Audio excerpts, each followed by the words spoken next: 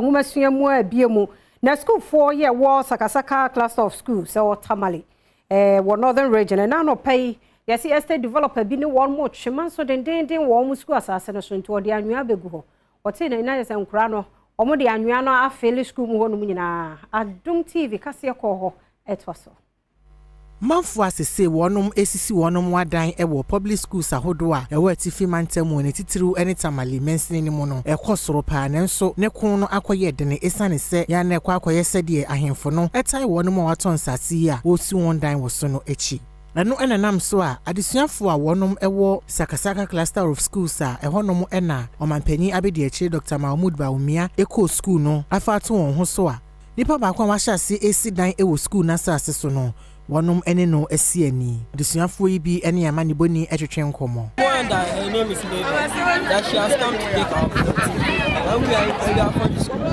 so it's very important 2 years ago they last came and now they have come again so now we won't accept because they have come and been building their place they want to build it here.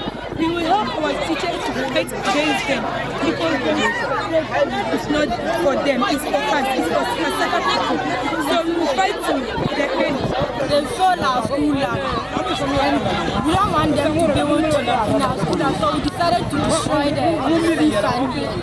So that's the reason why we don't want anybody to sell our school land, so we are here to destroy the land. Abdullah Ibrahim, a headmaster ewo Sakasaka Primary A. Ono si di tuda se wonuma ye krado si wone obi biara wo ba be si dan e wonum asase no so no ebe ku asiase se be ya wo betumi age wonum asase nyina.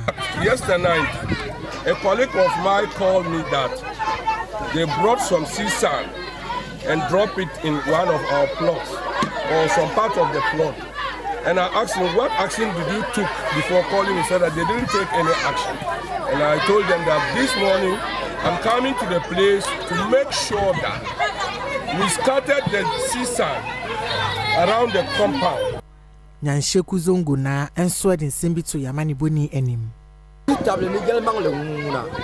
Ya shena yapu. Obumi de yala. Gene nya ne yada to pa ya suku. Kabiel ne tank pa ngoma. Yam vale me. Vous en chante son de vous en chante la pa comment.